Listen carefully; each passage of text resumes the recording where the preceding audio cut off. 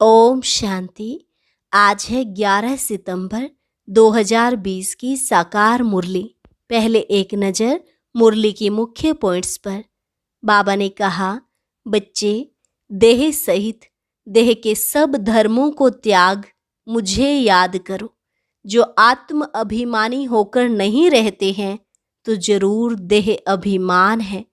अपने को आत्मा समझ बाप को याद करते रहो तो बेड़ा पार हो जाए। सदा स्मृति में रहना चाहिए कि बाबा हमको अभी चैतन्य में राजयोग सिखा रहे हैं, फिर बाद में हमारे यादगार मंदिर बनेंगे। हम अभी यह लक्ष्मी नारायण बन रहे हैं। फिर बाबा ने कहा, गृहस्थ व्यवहार में रहते कमल फूल समान बनो और मुझे याद करो। लेकिन कई बच्चे कहते हैं, बाबा, हंस और बगुले इकट्ठे कैसे रह सकते हैं? खिटखिट होती है। बाबा ने कहा, सो तो जरूर होगा, सहन करना पड़ेगा। याद की यात्रा में रहने से तुमको ताकत मिलेगी। पढ़ाई में इतनी ताकत नहीं है। याद से तुम सारे विश्व के मालिक बनते हो। तुम बच्चे जब योग में मजबूत हो जाएंगे, फिर तुम्हारा प्रभाव निकलेगा।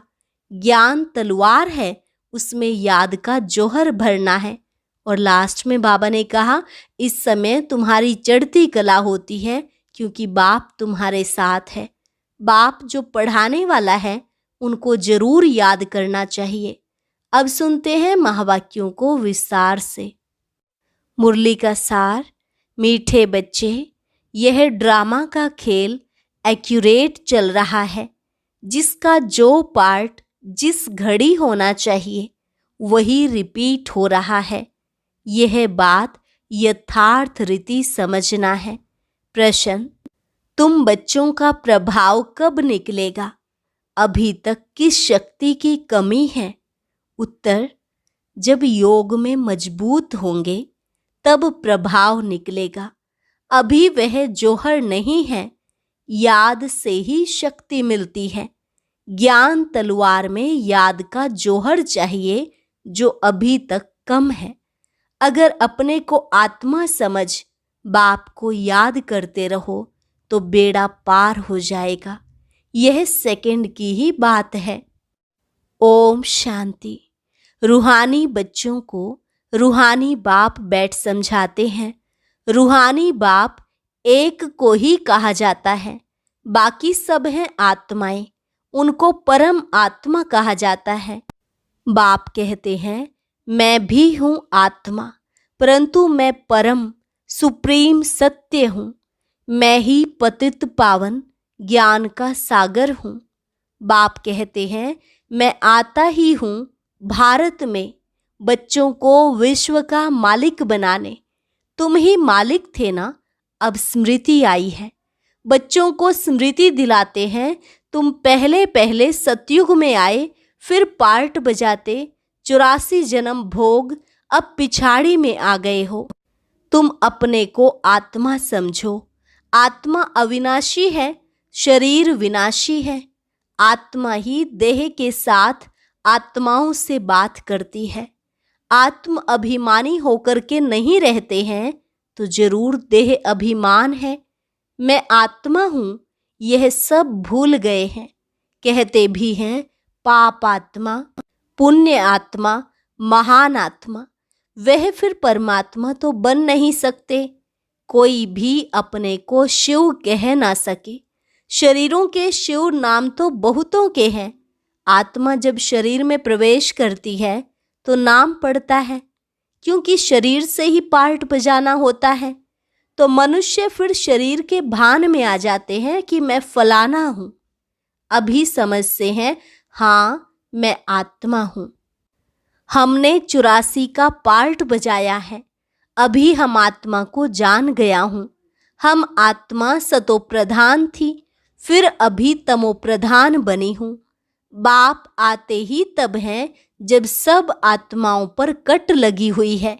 जैसे सोने में खाद पड़ती है ना, तुम पहले सच्चा सोना हो, फिर चांदी, तांबा, लोहा पड़कर तुम बिल्कुल काले हो गए हो। यह बात और कोई समझा न सके। सब कह देते हैं आत्मा निर्लेप है। खाद कैसे पड़ती है यह भी बाप ने समझाया है बच्चों को। बाप कहते हैं मैं आता ही भारत में हूँ। जब बिल्कुल तमोप्रधान बन जाते हैं तब आता हूँ। एक्यूरेट टाइम पर आते हैं। जैसे ड्रामा में एक्यूरेट खेल चलता है ना, जो पार्ट जिस घड़ी होना होगा उस समय पर फिर रिपीट होगा, उसमें जरा भी फर्क नहीं पड़ सकता। वह है हद का ड्रामा, यह है बेहद का ड्रामा। यह सब बहुत महीन समझने की बातें हैं। बाप कहते हैं तुम्हारा जो पार्ट बजा वह ड्रामानुसार। कोई भी मनुष्य मात्र न रचयिता को न रचना के आदि मध्यांत को जानते हैं। ऋषि मुनि भी नेति नेति करते गए। अब तुमसे कोई पूछे रचयिता और रचना के आदि मध्य अंत को जानते हो तो तुम झट कहेंगे हाँ, सो भी तुम सिर्फ अभी ही जान सकते हो, फिर कभी नहीं। बाबा ने समझाया है तुम ही मुझ रचयिता और रचना के आदि मध्य अंत को जानते हो। अच्छा, ये लक्ष्मी नारायण का राज्य कब होगा यह जानते होंगे? नहीं, इनमें कोई ज्ञान नहीं। यह तो वंडर है। तुम कहते हो हमारे में ज्ञान है, यह भी तुम समझते हो। बाप का पार्ट ही एक बार का है। तुम्हारी एम ऑब्जेक्ट ही है यह लक्ष्मी नारायण बनने की। बन गए फिर तो पढ़ाई की दरकार नहीं रहेगी। बैरिस्टर बन गया सो बन गया। बाप जो पढ़ाने वाला है उनको याद तो करना चाहिए। तुमको सब सहज कर दिया है। बाबा बार बार तुम्हें कहते हैं पहले अपने को आत्मा समझो। मैं बाबा का हूँ। पहले तुम नास्तिक थे, अभी आस्तिक बने हो। इन लक्ष्मी नारायण ने भी आस्तिक बनकर ही यह वर्षा लिया है जो अभी तुम ले रहे हो। अभी तुम आस्तिक बन रहे हो। आस्तिक नास्तिक यह अक्षर इस समय के हैं, वहाँ यह अक्षर ही नहीं। पूछने की बात ही नहीं रह सकती। यहाँ प्रश्न उठते हैं तब तो पूछते हैं रचता और रचना को जानते हो, तो कह देते नहीं। बाप ही आकर अपना परिचय देते हैं और रचना के आदि मध्य अंत का राज समझाते हैं। बाप है बेहद का मालिक, रचता। बच्चों को समझाया गया है और धर्म स्थापक भी यहाँ जरूर आते हैं। तुमको साक्षात्कार कराया था। इब्राहिम, क्राइस्ट आदि कैसे आते हैं? वे तो पिछाड़ी में जब बहुत आवाज निकलेगा तब आएंगे। बाप कहते हैं बच्चे, देह सहित देह के सब धर्मों को त्याग मुझे याद करो। अभी तुम सम्मुख बैठे हो। अपने को देह नहीं समझना है। मैं आत्मा हूँ। अपने को आत्मा समझ बाप को याद करते रहो तो बेड़ा पार हो जाएगा। सेकंड की बात है। मुक्ति में जाने के लिए ही भक्ति आधा कल्प करते हैं, लेकिन कोई भी आत्मा वापस जा नहीं सकती। 5000 वर्ष पहले भी बाप ने यह समझाया था, अभी भी समझाते हैं। श्री कृष्ण यह बातें समझा नहीं सकते, उनको बाप भी नहीं कहेंगे। बाप है लौकिक, अलौकिक और पारलौकिक। हद का बाप लौकिक, बेहद का बाप है पारलौकिक, आत्माओं का। और एक यह है संगम युगी वंडरफुल बाप, इनको अलौकिक कहा जाता है। प्रजापिता ब्रह्मा को कोई याद ही नहीं करते। वह हमारा ग्रेट ग्रेट ग्रैंड फादर है। यह बुद्धि में नहीं आता है। कहते भी हैं आदि देव एडम, परंतु कहने मात्र। मंदिरों में भी आदि देव का चित्र है ना, तुम वहाँ जाएंगे तो समझेंगे यह तो हमारा यादगार है। बाबा भी बैठे हैं, हम भी बैठे हैं। यहाँ बाप चैतन्य में बैठे हैं, वहाँ जड़ चित्र रखे हैं मंदिर में। ऊपर में स्वर्ग भी ठीक है। जिन्होंने मंदिर देखा है वह जानते हैं कि बाबा हमको अब चैतन्य में राजयोग सिखा रहे हैं। फिर बाद में मंदिर बनाते हैं।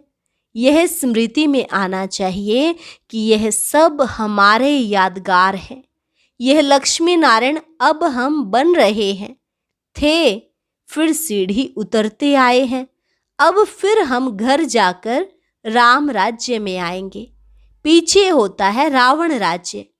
फिर हम वाम मार्ग में चले जाते हैं। बाप कितना अच्छी रीति समझाते हैं। इस समय सभी मनुष्य मात्र पतित हैं, इसलिए पुकारते हैं, हे पतित पावन, आकर हमको पावन बनाओ, दुख हरकर सुख का रास्ता बताओ। कहते भी हैं भगवान जरूर कोई वेश में आएगा। अब कुत्ते, बिल्ली, ठिक्कर, भीतर आदि में तो नहीं आएंगे। गाया हुआ है, भाग्यशाली रथ पर आते हैं। बाप खुद कहते हैं, मैं इस साधारण रथ में प्रवेश करता हूँ। यह अपने जन्मों को नहीं जानते हैं, तुम अभी जानते हो। इनके बहुत जन्मों के अंत में जब वानप्रस्थ अवस्था होती है, तब मैं प्रवेश करता हूँ। भक्ति मार्ग में पांडवों के बहुत बड़े बड़े चित्र बनाए हैं। रंगून में बुद्ध का बहुत बड़ा चित्र है। इतना बड़ा कोई मनुष्य होता थोड़े ही है। बच्चों को तो अब हंसी आती होगी। रावण का चित्र कैसा बनाया है, दिन प्रतिदिन बड़ा करते जाते हैं। यह क्या चीज है जो हर वर्ष जलाते हैं? ऐसा कोई दुश्मन होगा? दुश्मन का ही चित्र बनाकर जलाते हैं। अच्छा, रावण कौन है, कब दुश्मन बना है जो हर वर्ष जलाते आते हैं? इस दुश्मन का किसको भी पता नहीं है। उनका अर्थ कोई बिल्कुल नहीं जानते। बाप समझाते हैं, वह है ही रावण संप्रदाय, तुम हो राम संप्रदाय। अब बाप कहते हैं, गृहस्थ व्यवहार में रहते कमल फूल समान बनो और मुझे याद करते रहो। कहते हैं बाबा, हंस और बगुले इकट्ठे कैसे रह सकते, खिटखिट होती है। बाबा कहते, सो तो जरूर होगा, सहन करना पड़ेगा। इसमें बड़ी युक्तियां भी हैं। बाप को कहा जाता है रांझू रमजबाज, अर्थात युक्तिबाज। सब उनको याद करते हैं ना, हे भगवान दुख हरो, रहम करो, लिबरेट करो। वो लिबरेट बाप सबका एक ही है। तुम्हारे पास कोई भी आते हैं तो उनको अलग अलग समझाओ। कराची में एक एक को अलग अलग बैठ समझाते थे। तुम बच्चे जब योग में मजबूत हो जाएंगे तो फिर तुम्हारा प्रभाव निकलेगा। अभी अजुन वह जौहर नहीं है।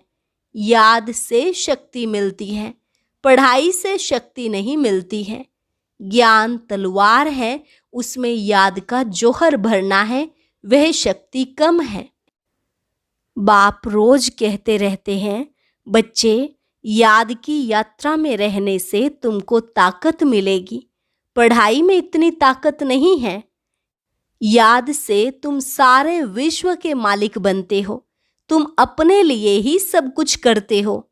बहुत आए फिर गए, माया भी दुस्सर है, बहुत नहीं आते हैं।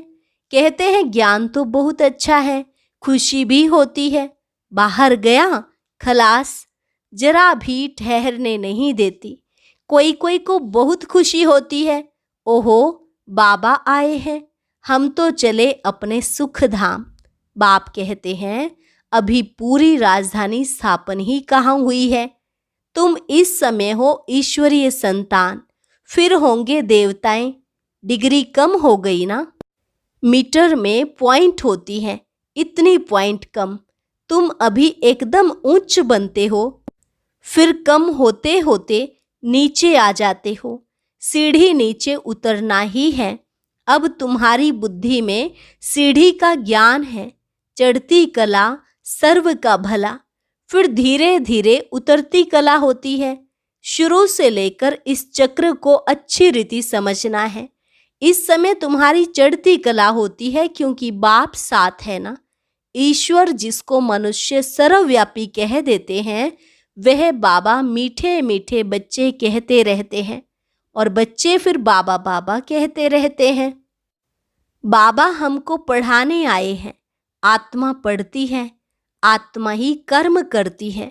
हम आत्मा शांत स्वरूप हूँ। इस शरीर द्वारा कर्म करती हूँ।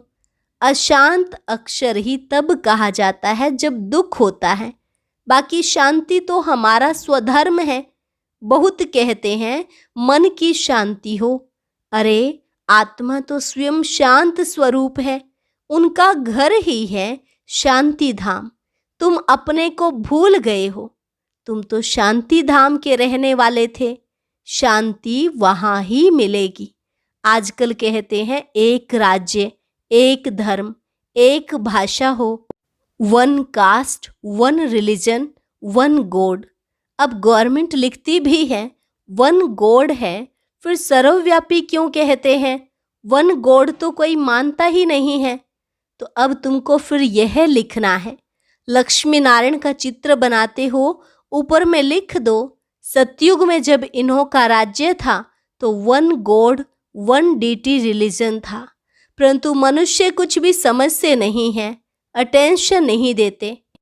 अटेंशन उनका जाएगा जो हमारे ब्राह्मण कुल का होगा, और कोई नहीं समझेंगे। इसलिए बाबा कहते अलग अलग बिठाओ फिर समझाओ, फॉर्म भराओ तो मालूम पड़ेगा, क्योंकि कोई किसको मानने वाला होगा, कोई किसको। सब इकट्ठा कैसे समझाएंगे? अपनी अपनी बात सुनाने लग पड़ेंगे। पहले पहले तो पूछना चाहिए कहाँ आए हो, बीके का नाम सुना है? प्रजापिता ब्रह्मा तुम्हारा क्या लगता है? कभी नाम सुना है? तुम प्रजापिता ब्रह्मा की संतान नहीं हो, हम तो प्रैक्टिकल में हैं। हो तुम भी, परंतु समझते नहीं हो। समझाने की बड़ी युक्ति चाहिए। अच्छा, मीठे मीठे सिकिलधे बच्चों प्रति माता पिता बाप दादा का याद प्यार और गुड मॉर्निंग। रूहानी बाप की रूहानी बच्चों को नमस्ते। रूहानी बच्चों की रूहानी बाप दादा को नमस्ते नमस्ते, गुड मॉर्निंग। धारणा के लिए मुख्य सार। पहली पॉइंट, मंदिरों आदि को देखते सदा यह स्मृति रहे कि यह सब हमारे ही यादगार हैं। अब हम ऐसा लक्ष्मी नारायण बन रहे हैं। दूसरी पॉइंट, गृहस्थ व्यवहार में रहते कमल फूल समान रहना है। हंस और बगुले साथ हैं तो बहुत युक्ति से चलना है, सहन भी करना है। वरदान, माया के बंधनों से सदा निर्बंधन रहने वाले योग युक्त बंधन मुक्त भव। माया के बंधनों से सदा निर्बंधन रहने वाले योग युक्त बंधन मुक्त भव। बंधन मुक्त की निशानी है सदा योग युक्त। योग युक्त बच्चे जिम्मेवारियों के बंधन व माया के बंधन से मुक्त होंगे। मन का भी बंधन ना हो। लौकिक जिम्मेवारी तो खेल है, इसलिए डायरेक्शन प्रमाण खेल की रीति से हंसकर खेलो तो कभी छोटी छोटी बातों में थकेंगे नहीं। अगर बंधन समझते हो तो तंग होते हो। क्या क्यों का प्रश्न उठता है, लेकिन जिम्मेवार बाप है, आप निमित्त हो। इस स्मृति से बंधन मुक्त बनो तो योग युक्त बन जाएंगे। स्लोगन, करण करावनहार की स्मृति से भान और अभिमान को समाप्त करो। करण करावनहार की स्मृति से भान और अभिमान को समाप्त करो। अच्छा, ओम शांति। ओम शांति। आज की अव्यक्त मुरली जरूर सुने। उसके लिए ऊपर दिए गए बॉक्स को टच करें।